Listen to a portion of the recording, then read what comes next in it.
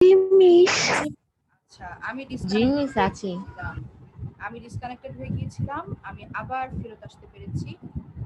তো আমরা এখন আমাদের ক্লাসে ফেরত যাই, ঠিক আছে? আচ্ছা, আমরা ছিলাম কোন অংশে আমাকে একটু মনে করিয়ে দিও। আমি বইটা ওপেন করছি আবার, আমাকে একটু মনে করিয়ে দিও। কারো সামনে কি বই আছে? জি মিস আছে। বলো তো কত নম্বর পৃষ্ঠায় ছিলাম? মিস আমরা 12 নম্বর পৃষ্ঠায় ছিলাম। এই তো পেয়েছি, আমরা এখানে ছিলাম না? সংকৃত আর বিবৃত উচ্চারণ। মিস অনেকে হয়তো চলে গেছে। আচ্ছা, ঠিক আছে। গ্রুপে একটু আমি আমি তো ক্লাসে ঢুকে গেলাম, তোমরা গ্রুপে একটু বলতে পারবে কেউ একজন যে ক্লাস আবার শুরু হয়েছে? একটু মেসেঞ্জার গ্রুপে বলো। আর আরেকটা কথা, সবাই অ্যাটেন্ডেন্সটা দিয়ে দাও তো ঝটপট।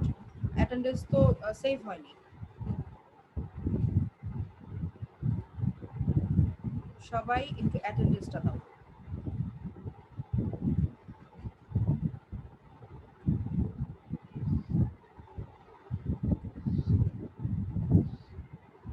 সবাই অ্যাটেন্ডেন্স দিতে থাকো। গ্রুপে একটু কেউ একজন বলে দাও যে ক্লাস আবার স্টার্ট হয়েছে, ওরা যেন জয়েন করে।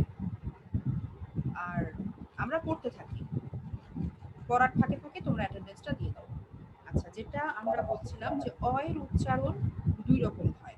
একটা হচ্ছে স্বাভাবিক, স্বাভাবিক অর্থ হচ্ছে অ এর উচ্চারণ অ এর মতোই হলো, এটা স্বাভাবিক উচ্চারণ।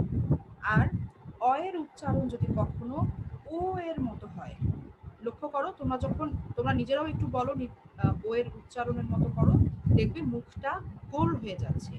ও এইরকম ও এর মতো উচ্চারণ হলে সেই উচ্চারণকে বলে সংবৃত উচ্চারণ।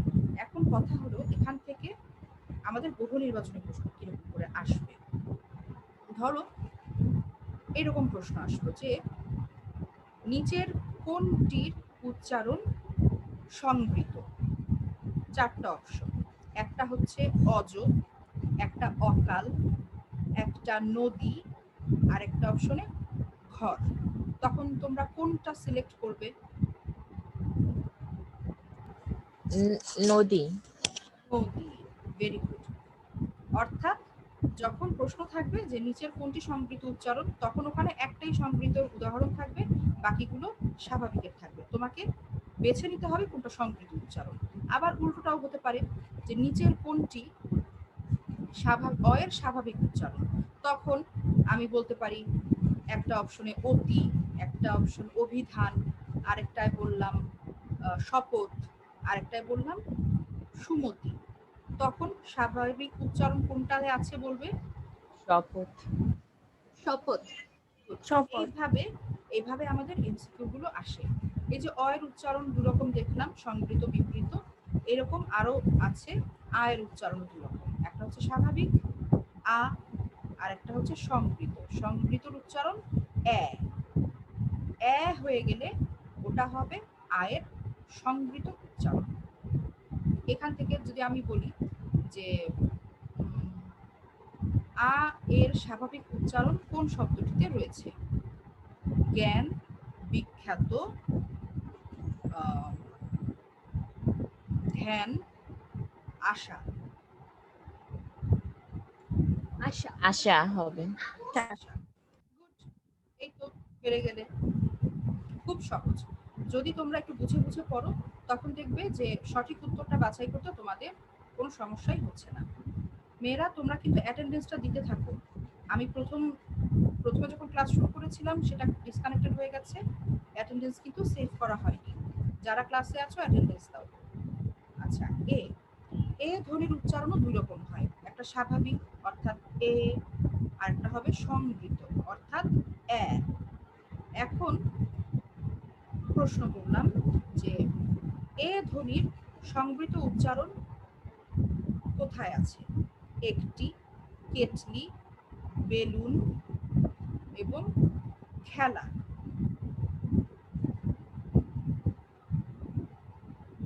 তখন কি হবে? প্রশ্নটা কি আবার বলবো? খেলা। মিস খেলা।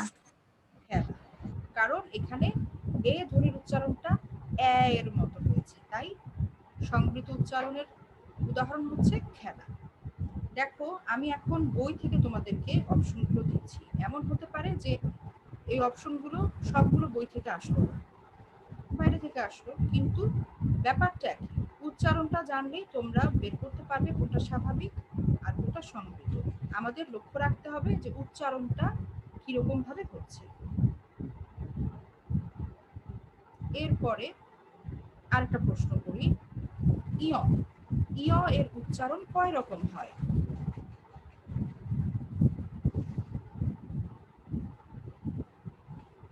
বলো তো, ইয় এর উচ্চারণ কয় রকম হয়? আমি উঁ বলিনি, কিন্তু ইয় বলেছি। এই যে 3 দেখো, রকম। 3 রকম। 3 রকম।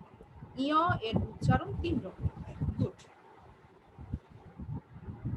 আচ্ছা, এরপরে এরকম একটা প্রশ্ন করি, ধরো যে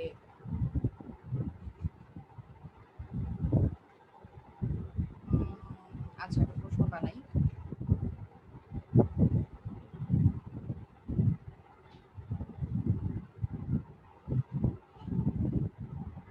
আচ্ছা, শব্দের প্রথমে বফলা যুক্ত হলে সে বর্ণের উপর অতিরিক্ত কি পড়ে? বলো।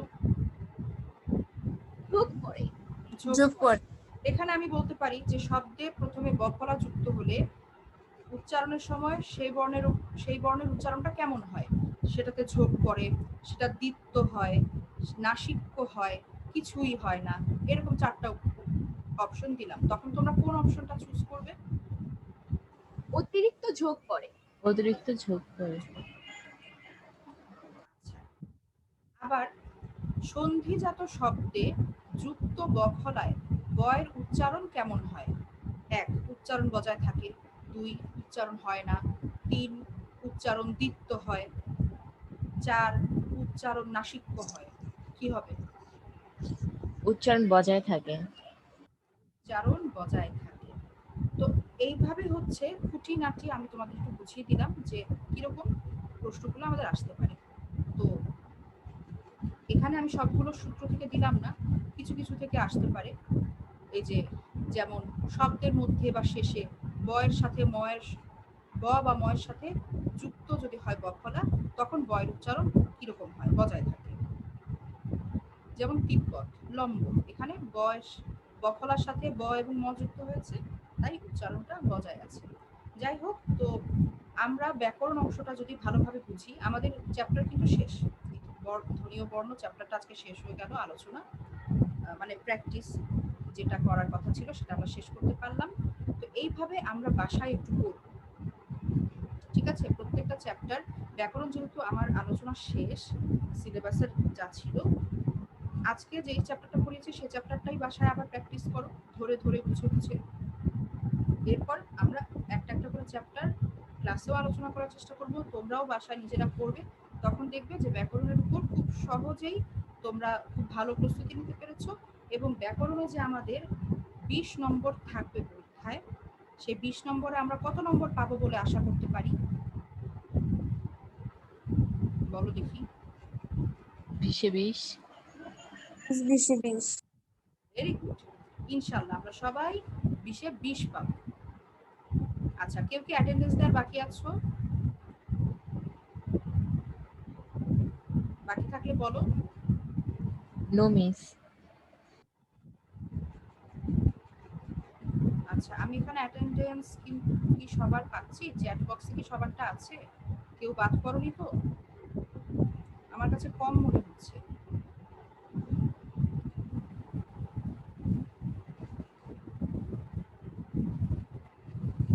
আচ্ছা, সবারটা সেভ করে নিলাম। তো মেয়েরা, আমাদের আজকের ক্লাসের আলোচনা এখানে শেষ হচ্ছে। তোমরা বাসায় একটু অনুশীলন করবে অবশ্যই, না হলে কিন্তু ব্যাকরণ মনে থাকবে না। আর সবাই ভালো থাকবে, সুস্থ থাকবে, এই দোয়া করছি সবার জন্য। আর ইনশাআল্লাহ সবার সাথে আবার আগামী ক্লাসে দেখা হবে। আজকের মতো বিদায় নিচ্ছি। আল্লাহ হাফেজ।